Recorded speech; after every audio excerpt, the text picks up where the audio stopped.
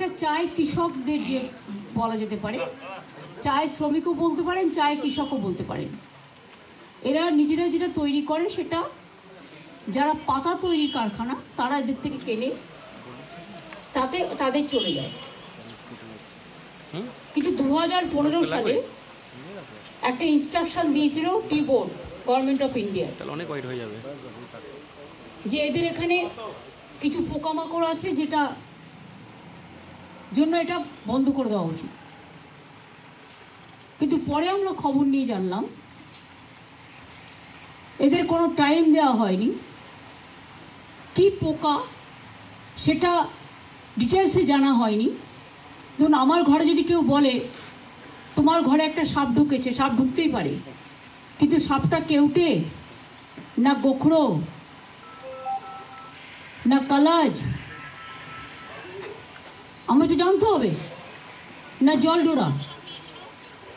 এক একটা সাপের এক এক রকম বিষয়, এদের জানতেই দেওয়া হয়নি অ্যাকচুয়াল কি ঘটনা, কেন এরা ভিকটিমস হচ্ছে। এরপরে 10 লক্ষ চা শ্রমিকে যারা নিজেরা 5 বিঘে জমির, 5 বিঘে জমি মানে আপনারা জানেন খুব ছোট্ট জায়গা, 5 বিঘে জমি মধ্যে তারা করে, তাদের সবটাই বন্ধ হয়ে গেছে এবং 10 লক্ষ চা শ্রমিক বেকার হয়ে গেছে। আমি সবটা শুনে ওনাদের রিকোয়েস্ট করলাম ওনারা যেন বন্ধ না করেন, কাজ চালিয়ে যান।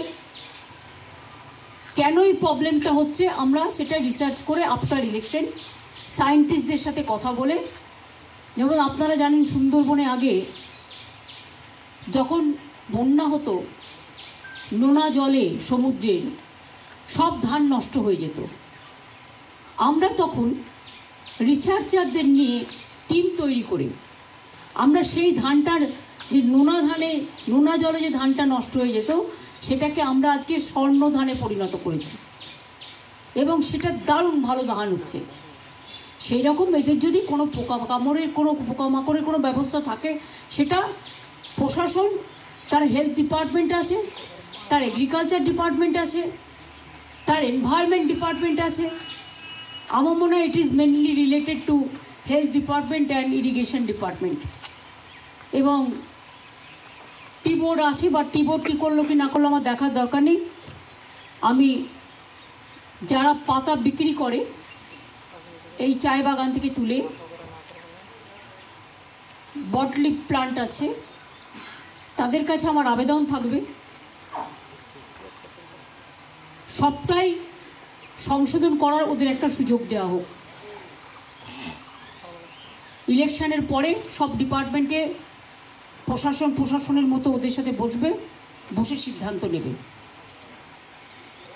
এখন যাতে ওদের ব্যবসা বন্ধ না হয়, কর্ম বন্ধ না হয়, সেদিকটা দৃষ্টি দেওয়ার জন্য আমি সমস্ত প্রশাসনকে, উত্তরবঙ্গ জেলার প্রত্যেকটা প্রশাসনকে অনুরোধ করছি যে বটলিপ প্ল্যান্ট যেগুলো আছে তাদের বলার জন্য এদের চা পাতাটা কেনা যেন বন্ধ না করে। এটা মানবিক কারণ, এটা কোনো রাজনৈতিক কারণ নয়, এটা মানুষের জীবন জীবিকার লড়াই। ওনারা সবাই এসেছিলেন এবং আমার সাথে সমস্ত সকলের ডিটেলস কথা হয়েছে। আমিও ওনাদের অনুরোধ করেছি আপনারা বন্ধ করবেন না, খুলে রাখুন। এই পর্যন্ত। আর প্লাস আপনারা তো দেখেছেন আজকে সারাদিন বিভিন্ন জায়গায় যাওয়া হয়েছে, অনেক জনসংযোগ হয়েছে এবং আপনারাও সহযোগিতা করেছেন। আর আগামীকাল থেকে তো আমার পাবলিক মিটিং শুরু হয়ে যাচ্ছে। প্রথম মিটিংটাই আমার আছে মাথাভাঙা করে আমি মালবাজারে, এখানে মিটিং আছে আমার। তারপরে পরশু দিন আবার মনে হয় আমার মিটিং আছে জলপাইগুড়ি, আলিপুরদুয়ার।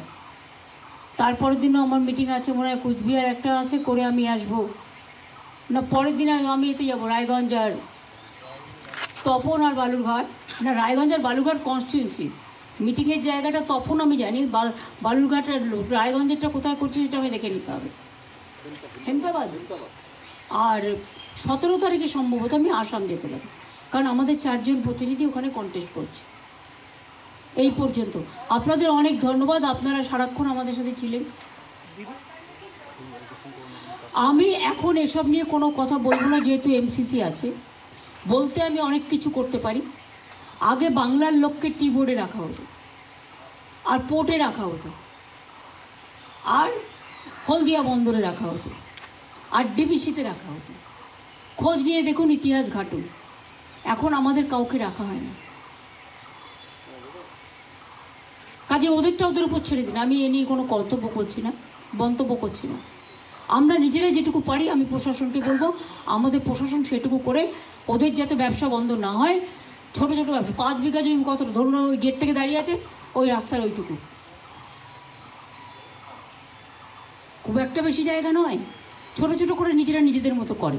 চাষিরা যেমন চাষ করে, ওরাও তেমনি চায়ের চাষ করে, চা পাতা।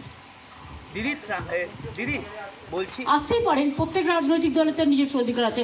এটা নিয়ে আমার কোশ্চেন করছেন কেন? ইলেকশনের সময় সব রাজনৈতিক দলই তাদের প্রোগ্রাম করতে পারে। দিদি বলছি, আজকে বহু মানুষের কাছে ত্রাণ পৌঁছেছে, কিন্তু যাদের কাছে ত্রাণ পৌঁছায়নি তাদের কাছে কবে পৌঁছাবে যদি একটু বলেন। দেখুন, গভর্নমেন্ট তো মেশিন নয়, সবার কাছে পৌঁছানোর কথাই বলা হয়েছে। কিছু দূরে দূরে হয়তো আছে, বা কেউ আত্মীয় স্বজনের বাড়ি এদিক ওদিক হয়তো গেছে, সেটা হতে পারে, কিন্তু instruction clear, disaster is disaster, it is for all. যারা অ্যাফেক্টেড হয়েছে সবাই কোনোভাবে বঞ্চিত হবে না। শুধু বাড়ির ব্যাপারটায় আমরা ইলেকশন কমিশনকে লিখেছি ইমিডিয়েট পারমিশন দেওয়ার জন্য, যাতে বাড়িঘরগুলো তৈরি করা যেতে পারে।